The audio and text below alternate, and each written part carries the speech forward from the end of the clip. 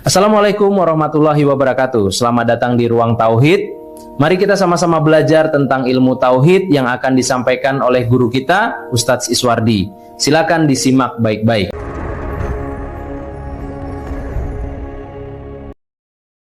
Siapa yang telah mengenal Allah, maka keluhlah lidahnya, keluh lisannya. Keluh lisan, keluh lidah maksudnya kata yang tiada terkatakan, kata yang tiada bisa disebutkan.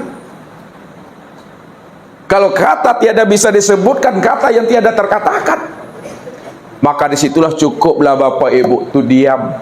Diam di dalam paham, paham di dalam keheningan. La sautun wala harfun bil haqqi ilallah. Tidak ada lagi namanya lafaz, tidak ada lagi namanya suara, tidak ada lagi namanya kata. Karena dialah yang sebenar-benarnya Tuhan yang bernama Allah. Rupanya Allah itu tidak bisa diungkap, disebut dan diceritakan. Kalau kita sebut Allah, itu bukan Allah, itu lafaznya. Kalau disebut Allah, itu bukan Allah, itu suaranya Allah. Apa sebabnya? Kalau disebut Allah Bapak Ibu, itu sudah bersifat. Sedangkan Tuhan yang bernama Allah itu tiada bersifat. Asal disebut, asal dibunyikan, asal dikatakan, itu sudah bersifat. Walaupun bersifat namun tiada bersifat. Dia bersifat dalam rangka untuk memberikan penjelasan dan pemahaman kepada hambanya yang belum mengenal akan dirinya yang sebenar-benarnya. Kalau sudah sama paham Bapak Ibu bahwa Tuhan itu namanya Allah, tidak perlu lagi disebut dan diungkap, karena kita sudah paham. Tidak pun disebut, tidak pun dibicarakan. Memang Dia yang wujud, memang Dia yang nyata, memang Dia yang tunggal. Itulah yang dikatakan diam di dalam paham, paham di dalam keheningan. Dimaksudkan kalimat itu, nah lihat kesimpulannya ini di ujung-ujungnya. Diam di dalam paham, paham dalam keheningan. Tidak ada lagi kata dan suara. Apa sebabnya tidak ada lagi kata dan suara? Karena memang yang Allah itu, ini orangnya, tak perlu disebut di situ. Ini orangnya. Inilah maksudnya. Kalau Ustaz bertanya sama Bapak Ibu diulang-ulang supaya meresap dia ke dalam dada. Ini apa namanya Bapak Ibu? Mik. Mik ini wujud nak? Mik ini nyata nak? Mik ini jelas nak? Kalau ini mik, dia wujud, dia nyata, dia jelas. Sekarang Bapak Ibu diam. Tak usah disebut mik ini wujud, nyata dan jelas. Diam saja Bapak Ibu. Bahasa Ustaz anyang sela. Apakah mik ini tidak wujud? Apakah mik ini tidak nyata? Apakah mik ini tidak jelas?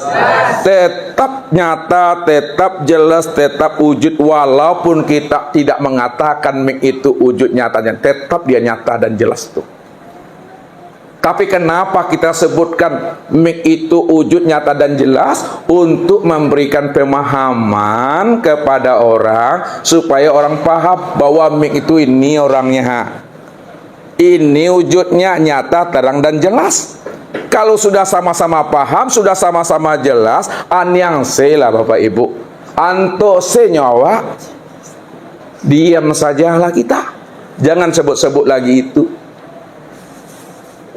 Makanya kata-kata ini, lisan ini hanyalah untuk menjelaskan makna yang dituju dari apa yang kita maksudkan yang sesungguhnya. Jadi orang telah duduk pada makom Tuhan, lebih banyak dia diam. Lebih banyak dia diam. Karena dia sudah paham. Yang Tuhan yang bernama Allah itu siapa? Karena dia sudah paham dan telah mengerti dia bahwa Tuhan yang bernama Allah ini dia orangnya. Maka ketika itu hilanglah pengenalan Bapak Ibu. Ketika itu hilanglah pencarian diri Bapak Ibu. Tak ada Bapak Ibu mencari-cari Tuhan lagi. Tak ada Bapak Ibu ingin mengenal-kenal Tuhan lagi. Tak ada Bapak Ibu ingin menemui Tuhan lagi. Kenapa tidak mencari Tuhan? Kenapa tidak mengenal Tuhan lagi? Kenapa tidak mau menemui Tuhan lagi?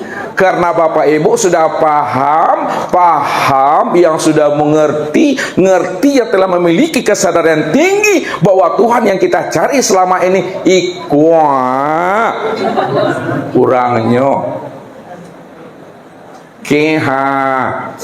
tapi jangan ditunjuk. Kalau ditunjuk, beda pula yang disebut, lain pula yang ditunjuk. Tunjuk kok koknya kok. Ini dadaku. Ini tanganku. Tak boleh disebut-sebut Bapak Ibu. Nih, Allah itu segala yang wujud. Allah itu segala yang ada. Kalau Allah itu segala yang wujud, Allah itu segala yang ada, benar. Tapi coba ditunjuk. Ini Allah segala yang ada ini. Ini bukan Tuhan. Ini apa namanya? Panik aku. Ini namanya papan tulis. Jangan ditunjuk lagi. Kalau udah paham, jangan dicari-cari juga lagi Bapak Ibu. Ini tanganku, ini kakiku, dicari juga tangan lagi Bapak Ibu, dicari juga kaki itu. Bapak Ibu udah pakai baju, dicari-cari juga baju itu lagi. Ya. Ini kepalaku, ini mataku, ini telingaku, ini hidungku, ini muncungku. Perlu Bapak Ibu mencari-cari kepala juga lagi? Tidak perlu. Kalau tidak perlu apa lagi? Diam, cukup pahami. Jadi tak perlu disebut-sebut, tak perlu ditunjuk-tunjuk. Diam, hening, pahami dan sadari sesadar-sadarnya. Ketika itu Bapak Ibu sudah menyaksikan Allah di Sidratul Muntaha. Lihat nih. Nah, ini udah ujung-ujung kaji nih, Sidratul Muntaha. Nabi kan Isra Mi'raj Bapak Ibu kan? Sidratul Muntaha. Ada sampai Nabi ke Sidratul Muntaha. Ini namanya batas alam. Ya, alam penghabisan, malam yang tertinggi. Ya, Muntaha itu tertinggi, batas terakhir. Sidrat itu batas. Itu makna secara terjemah. Namun makna secara hakikinya, sidrat ini, Sidratul Muntaha itu artinya sidrat itu sadar, kesadaran yang tertinggi. Sidratul Muntaha itu kesadaran yang tertinggi. Apa maksudnya kesadaran yang tertinggi? Ketika Nabi sudah sampai di Sidratul Muntaha, Nabi tak memandang Allah di depan. Dilihat oleh Nabi di depan tak nampak Tuhan tuh. Belakang ada di situ tak juga nampak Allah tuh. Lihat ke kanan, lihat ke kiri, tengok ke kiddah, tengok ke suwak, tak nampak Allah tuh. Dipandang ke atas tak nampak Allah. Dipandang ke bawah tak nampak Allah. Dipandang di luar tak nampak Allah. Ditilik ke dalam juga tidak nampak Allah. Disitulah Nabi dibukakan Allah rahasia dirinya. Wa fi anfusikum afala tubsirun. Aku ini dah wujud pada dirimu hai Muhammad. Aku ini yang dirimu hai Muhammad. Tak ada siapa-siapa. Engkau tu aku tu engkau. Disitulah Nabi sadar dan mengerti bahwa Allah yang dia pandang, Allah yang dia lihat, tiada lain adalah dirinya sendiri. Maka disitulah Nabi mengatakan ra'aitullah nur. Aku melihat Allah itu nur, hai Umar. Nur itu maksudnya Bapak Ibu lihat, nur itu maknanya bukan cahaya. Nur itu maknanya adalah terang. Terang itu maknanya jelas. Jelas itu maknanya nyata. Nyata itu maknanya adalah wujud. Maka segala yang wujud itu adalah nur. Segala yang wujud itu adalah nur. Dalam bentuk rupa yang berbeda, dalam bentuk wujud yang lain, itulah nur. Sedangkan nur ini itu tiada lain nyatanya diri Allah. Kalaulah nur itu tiada lain nyatanya diri Allah, maka sesungguhnya nur itu adalah Allah. Maka yang menjadikan sesuatu itu yang jadi sesuatu, yang menjadikan alam ini yang jadi alam, yang menjadikan insan itu yang jadi insan, yang menjadikan Adam itu yang jadi Adam, yang menjadikan Muhammad itu yang jadi Muhammad. Itulah bahasa kiasnya, itulah bahasa perumpamaannya. Kalau Bapak Ibu menggunakan bahasa menciptakan dan menjadikan, maka yang menciptakan Adam itu yang jadi Adam, yang menciptakan insan itu yang jadi insan, yang menciptakan diri itu yang jadi diri. Siapa yang menciptakan Adam, insan dan diri? Ya Allah. Yang menjadikan itu yang jadi aku. Tidak ada siapa-siapa. Nah, kalau digunakan bahasa hakikat, Adam itu tajaliku. Digunakan bahasa hakikat, insan itu juga tajaliku. Apa kata Allah? Tajali apa arti namanya Bapak Ibu? Percikan kenyataan. Lihat, Adam itu tajaliku. Nah, nih, lihat. Wa khalaqa Adam ka suratihi. Dijadikan Adam itu sesuai dengan gambaran dirinya. Maka yang menjadikan Adam itu yang jadi Adam Allah.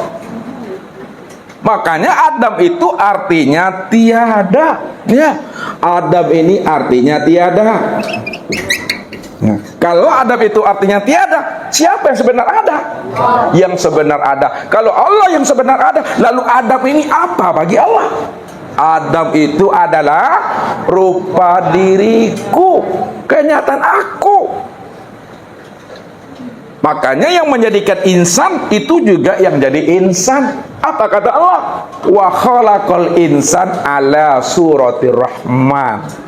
Ulang kali Pak, pasti ada P itu.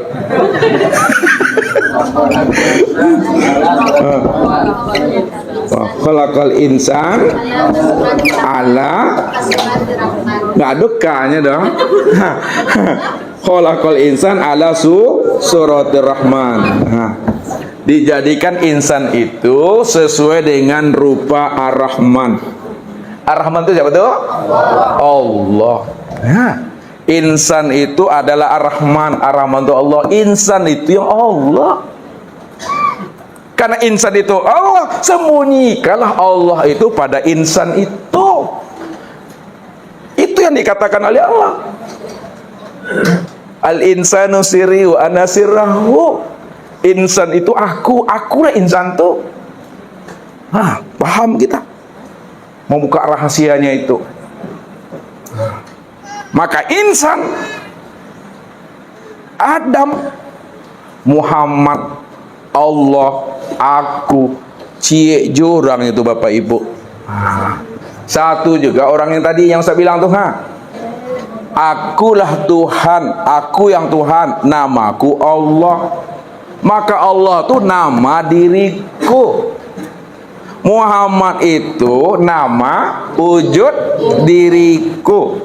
Adam itu nama rupa diriku. Insan itu nama rahasia diriku. Aku yang menanggungnya. Menanggung zat aku, menanggung sifat aku, menanggung asma dan afal aku. Tidak ada siapa-siapa di situ. Itulah letaknya Allah itu qiyamuhu binafsihi. Dia berdiri dengan sendirinya. Ya, tidak ada yang lain di situ. Kalau dia yang berdiri dengan sendirinya, nanti tidak ada yang lain. Maka dialah yang wujud, dialah yang semata-mata, dialah yang lain itu, dialah yang sesuatu itu, dialah segala yang ada ini. Nah, kalau udah paham Bapak Ibu, jangan pula ngaku-ngaku Allah. Jangan pula ingin jadi Allah. Jangan pula ingin merampok dan menyandingkan diri dengan Allah. Nah, kalau udah paham, sesuatu itu dia, segala yang ada dia, segala bentuk rupa yang lain dia, maka cukup diam. Nah, itu udah putus pandangannya tuh. Itu pandangan makrifat, itu pandangan yang tidak berdosa.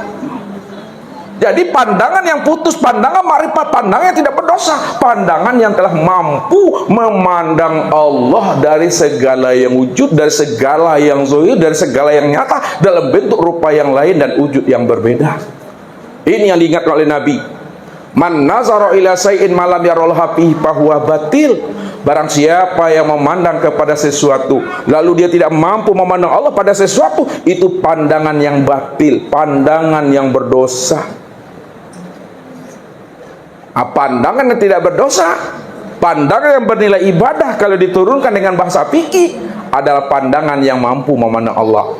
Makanya Allah bilang kepada kita, walillahil masyriq wal maghrib fa aynama tuwallu fasamma wajhullah. Barat dan timur itu aku yang punya. Kemanapun kamu hadapkan wajahmu, ke barat, ke timur, utara, selatan, atas, bawah, kiri, kanan, luar dan dalam, maka yang terpandang adalah wajahku. Bisa Bapak Ibu mandang itu? Nah, ketika Bapak Ibu memandang mik ini, bisa mandang Allah? Bagaimana mandangnya? Ini Allah nih. Ini wujudnya. Mesti paham, mesti mengerti. Apa sebabnya? Kemanapun kamu hadapkan wajahmu, maka yang terpandanglah Allah. Sebabnya yang memandang ini Allah, dan yang dipandang juga Allah. Kenapa yang memandang Allah, yang dipandang Allah? Karena Allah lah segala yang wujud. Segala yang wujud itu ya aku. Allah menghantarkan paham saja tuh. Kalau kamu sudah kenal aku, kata Allah, lalu aku bertahwil, kata Allah melalui nabinya. Aku bertahwil. Tahu bertahwil? Aku sudah berganti bentuk dan rupa. Ketika aku telah bertahwil, berganti bentuk dan rupa, kamu mesti mampu memandang dan mengenali aku, walaupun aku sedang menyamar. Walaupun Allah tuh sedang menyamar, berganti bentuk dan rupa, berganti wujud dia. Namun orang yang sudah makrifat yang putus, maka dia mampu memandang Allah dalam bentuk berbagai rupa dan wujud yang lain dan yang berbeda. Disitulah Allah mengatakan, aku tak mungkin menipu akan dirimu, karena kamu udah kenal siapa aku. Kalau Allah sudah bukakan rahasia itu kepada diri kita, buktikanlah kalau Bapak Ibu sudah mengenal Allah. Kalau kamu sudah kenal aku, buktikan bahwa kamu mengenal aku. Tapi kalau kamu tidak nampak buktinya bahwa kamu mengenal aku, kamu bohong, kata Tuhan. Kamu ngaku-ngaku kenal aku. Kamu kenal aku itu melalui kalam-kalammu, tapi apa yang kamu kalamkan, kamu tak mengerti siapa aku, kata Tuhan. Tapi orang yang kenal Allah, maka hidupnya menjadi rahmatan lil alamin. Orang yang telah kenal Allah, hidupnya menjadi rahmatan bil alamin. Kenapa jadi rahmatan lil alamin dan rahmatan bil alamin? Karena dia telah memandang Allah. Itulah orang yang memandang Allah, hidupnya barokah, hidupnya rahmat, bebas dia daripada azab dan siksa neraka. Inilah pesan Nabi kepada kita. Tuba liman ro'ani wa amanabi, wa tuba liman ro'ah man ro'ani. Tuba man ro'ani wa amanabi. Beruntunglah orang yang melihat aku, lalu dia beriman kepada aku. Beruntung pula lah orang yang melihat orang yang melihat aku, lalu dia yakin dan beriman. Maksudnya, siapa yang telah mampu memandang nur Muhammad sebagai nyatanya wujud Allah, yang telah sempurna pada Nabi, yang telah sempurna kepada guru dan mursyid, ayah ibu kita, orang tua kita, maka selamatlah Bapak Ibu daripada azab siksa neraka. Kenapa selamat daripada azab siksa neraka? Karena siksa neraka, api neraka itu juga asalnya, terbitnya, mencuratnya daripada nur. Bagaimana mungkin namanya api akan membakar, padahal dia sadar dan tahu dirinya daripada nur. Selamat dia tuh. Maka inilah rahasianya. Bagaimana kita itu betul-betul mengenal Allah, sehingga matinya kita Bapak Ibu tidak membangkai, tidak membusuk. Orang yang mati membangkai, mati membusuk, belum sejam lagi Bapak Ibu udah bau, udah busuk. Lihat, Bapak Ibu mau pilih yang mana? Terserah Bapak Ibu, Ustadz tunjukkan jalannya. Nanti pilihlah masing-masing. Lihat. Ya, matinya orang syariat, matinya orang torikat, matinya orang hakikat, matinya orang makrifat. Nah, ini berbeda nih Bapak Ibu. Orang mati yang tingkatan pemahamannya di syariat berbeda dengan orang yang mati yang tingkatan derajatnya di torikat. Berbeda pula orang yang mati tingkatannya di hakikat. Berbeda pula dengan mati orang yang tingkatannya sudah bermakrifat. Lihat, matinya orang yang duduk di makom syariat, kalau dia mati, matinya itu batang tubuhnya ini, jasmaninya ini, itu akan membusuk alias hancur, dimakan belatung cacing tanah. Kenapa matinya itu membusuk, membangkai, hancur, dimakan cacing tanah? Karena dia mengatakan, aku asal aku daripada tanah. Kan Allah yang bilang, khalaqaka min tin, khalaqakum min turab, inna khalaqnal insana min tin. Aku jadikan dirimu dari tanah, aku jadikan dirimu itu dari tanah. Ketika kita berpaham diri kita ini asalnya daripada tanah, maka ketika mati dia pun hancur menjadi tanah. Padahal tanpa disadari dia mengatakan apa? Inna lillahi wa inna ilaihi raji'un. Sesungguhnya asal kita dari Allah dan kembali kepada Allah. Nyatanya tidak ada kembali kepada Allah, jadi tanah. Apa yang diucap dengan kenyataannya tak matching Bapak Ibu, tak masuk. Nih, makanya orang yang duduk di makom syariat kalau dia mati dia akan membangkai, dia akan membusuk dia. Bagaimana pula orang yang mati pada makom tarikat. Nah, orang yang mati pada makom tarikat dia tidak membusuk. Dia tidak dimakan oleh cacing tanah, tapi dia itu mengering.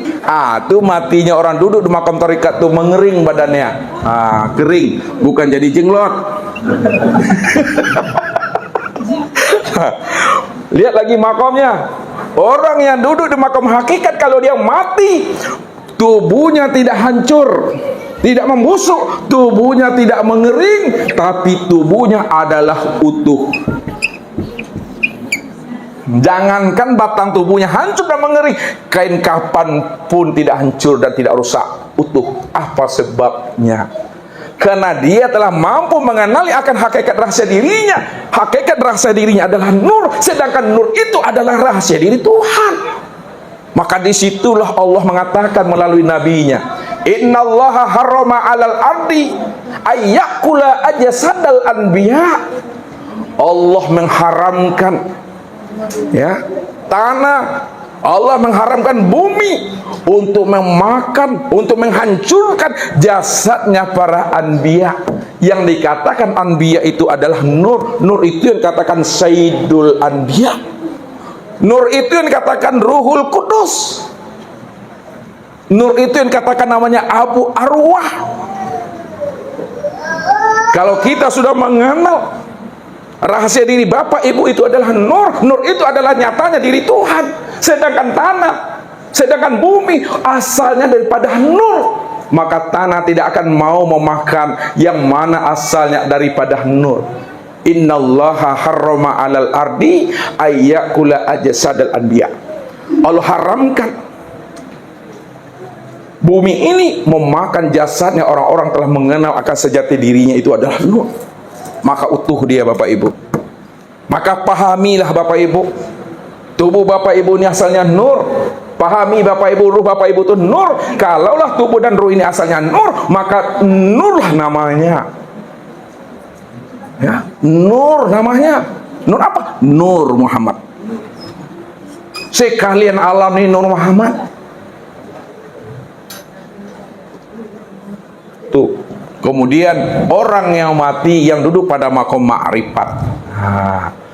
Orang yang mati yang duduk pada makom ma'rifat, tubuhnya ini tidak hancur, tubuhnya tidak mengering, tubuhnya tidak utuh, akan tetapi tubuhnya itu betul-betul lenyap, kosong. Ibarat burung lepas daripada sangkarnya, burungnya lepas, sangkarnya pun lesap, kosong, kembali kepada asalnya. Di ma datangnya, situ pulangnya. Di ma hilang, di situ dicari. Kalau bapak ibu menghidupkan api lilin, ini lilin kita hidupkan, hidup. Lalu bapak ibu tiup api lilin, padam deh kan? Kemana pulangnya? Kepada asalnya. Kalau kita sadar, kita paham asal kita ini adalah dari kosong, maka kembalinya tetap menjadi kosong. Kalau asal kita ini Tuhan, maka kembalinya tetap jadi Tuhan. Datang kosong, pulang pun kosong. Lenyap di situ Bapak Ibu. Namun itu semata-mata adalah anugerah Allah. Namun itu semata-mata maunya Allah. Kalau Bapak Ibu mengkaji dan mencari apa yang dikaji, ingin hilang, ingin tidak utuh, ingin hancur, ingin tidak hancur, ingin tidak mengering, maka semuanya ini adalah batu licin. Ya. Kalau kita mengaji untuk mencari tidak hancur, kita mengkaji supaya hilang, maka tidak hancur dan yang tidak hilang yang kita tuju itu adalah batu licin bagi diri kita. Karena itu bukan Tuhan, itu bukan Rabb. Makanya orang yang telah kenal dengan Allah, Ilahi, itu juga tak ada doanya meminta dan tidak ada doanya menuntut-nuntut. Berat tuh Bapak Ibu, uri-uri dado Bapak Ibu, banyak tumbuh uban di kepala itu mah. Tak ada tuntutan, tak ada permintaan di situ. Ilahi, ya Tuhanku, udah selesai itu. Tak ada minta-minta di situ. Ya. Disitulah doanya, itu doa Allahumma. Allahumma. Allahumma itu apa artinya Bapak Ibu? Ya Allah. Allahumma itu artinya Allahumma. Allah Muhammad tuh. Tambah tujuannya seketek, ayat seketek itu yang perlu dicari. Pahami itu, pahami. Jadi kalau kita ada duduk pada makom Tuhan, makom kosong di dalam ketiadaan, tak ada tuntutan, tak ada permintaan, tak ada apa, jalani aja lah Bapak Ibu. Kau awi minum, kau lapar makan, kau panik mau jual, kau kantuk bawa lalok. Kau sakit baru habis mengaji, pulangnya wale. Kita boleh menyalah-nyalakan nasib, menyalah-nyalakan takdir, menyalah-nyalakan Tuhan, menyalah-nyalakan diri, tak boleh. Siapa yang menyalah-nyalakan nasib, takdir, diri, Tuhan, peristiwa, kejadian, tandanya dia belum mengenal. Dia sebatas melapaskan aja baru, tapi dia belum mengenal. Makanya Ustaz bilang, orang yang menyebut belum tentu dia ingat tuh. Walaupun menyebut bukti dia ingat, tapi tidak selamanya orang menyebut itu ingat. Buktinya apa? Buktinya ini yang disampaikan oleh jamaah kepada Ustaz. Enggak perlulah Ustaz sebut orangnya. Sorbannya besar, jubahnya panjang, tasbihnya luar biasa. Termasuk imam lah di masjid. Jalan-jalan Bapak Ibu, tersandung kaki kau di polisi lalu, rupanya lalu aja polisi itu, polisi tidur tuh yang mulia tuh, batu tanjakan tuh, batu tuh, jalan aspal tuh, dibuat semen supaya orang tak laju, jalan-jalan ini, tersangkut kakinya, basuh Ustaznya, tertarung aku, kena kakinya Bapak Ibu, yang dibilangnya apa? 5, 7, 10, bukan istighfar yang sebutnya, 5, 7, 10 yang tak baik. Padahal sorban panjang, gamis panjang, tapi sepanjang dia menyebut tapi dia tidak ingat. La ilaha illallah, la ilaha illallah, la ilaha illallah. Kalau menyebut saja Bapak Ibu, kalau tak jelas orang yang disebut, ibu-ibu contohnya goreng kerupuk, goreng ikan, kena lah minyak panas. Subhanallah. Ingat tuh, kena minyak panas. Itu tamu tuh. Makanya yang di luar nih, ucapan ini menunjukkan yang di dalam, yang zahir menunjukkan yang batin. Maka hati Bapak Ibu ini ibarat teko. Ibarat teko. Ibarat teko. Cerek tahu namanya, Tuan Raja? Teko, cerek. Kalaulah di dalam teko ini Bapak Ibu, dalam teko ini Datuk, isinya air teh, maka ketika dituangkan dia tetap keluarnya teh.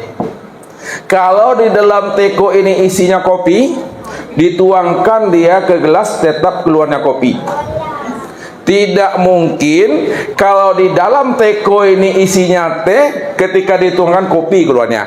Tidak mungkin kalau di dalamnya teh dituangkan kopi keluarnya. Tetap teko akan mengeluarkan isi apa yang ada di dalamnya. Teko ini adalah ibarat hatinya Bapak Ibu. Kalau hatinya Bapak Ibu selalu ditanamkan, selalu dihunjamkan, selalu dilafazkan la ilaha illallah, la ilaha illallah, la ilaha illallah, Allah, Allah, Allah, hu, subhanallah, alhamdulillah, Allahu Akbar. Maka ketika Bapak Ibu keluar dari majlis ini, kena kaki ini dengan batu, subhanallah, Allahu Akbar, la ilaha illallah, dia mengeluarkan isi yang ada di dalam dada. Tapi kalau lisan ini tak pernah menanamkan, menghunjamkan subhanallah, alhamdulillah, la ilaha illallah ke dalam hati, mencurat minyak panas pada tangan Bapak Ibu, maka yang keluar adalah 5, 7, 10. Ya, angku-angku yang keluar Bapak Ibu tak baik keluarnya. Kenapa? Yang zahir menunjukkan yang batin. Inilah yang mesti dipahami. Ya, makanya tanda orang mendapat hidayah, tanda orang mendapat petunjuk, melihatnya kemana Bapak Ibu? Tanda orang mendapat hidayah petunjuk, lihatnya di mana? Lihatnya pada perbuatan tubuh ini. Bukankah setiap gerak itu terjadi karena ada perbuatan? Bukankah setiap perbuatan itu karena ada tubuh? Maka untuk melihat perbuatan gerak tubuh itu, lihat dari dalam. Kalau dalamnya ini telah mendapat hidayah dan petunjuk, maka keluarnya nampak hasilnya baik. Makanya apa? Ya, apabila Allah telah menanamkan hidayah ke dalam hati, wa may yu'min billahi yahdi qalbahu yahdillahu linurihi man yasha. Barang siapa yang hatinya telah jinak dan patuh kepada aku, lalu aku tanam nur itu ke dalam hatinya, ketika hatimu telah mendapat hidayah dan petunjuk, maka hatimu akan memerintahkan lisanmu kalau berbicara-bicara yang baik. Kalau hatimu telah mendapat hidayah petunjuk, dia akan memerintahkan matamu kalau memandang-mandang kepada yang baik. Kalau hatimu telah mendapat hidayah petunjuk, dia akan menyuruh kamu kalau berpikir yang baik. Dia akan menyuruh kakimu melangkah kepada yang baik. Dia akan memerintahkan tanganmu mengambil dan meraih kepada yang baik. Tapi apabila hatimu tidak mendapat hidayah, hatimu tidak mendapatkan petunjuk Allah, hati ini juga akan memerintahkan lisan. Kalau lisan ini tidak mendapat hidayah petunjuk, maka lisan ini juga berkata yang tidak baik. Ngomongnya tak ada bandrolnya Bapak Ibu. Kalau tidak ada bandrolnya Bapak Ibu, kalau atau buka sumbeknya mencorosi keluarnya itu. Yang penting aku punya muncung.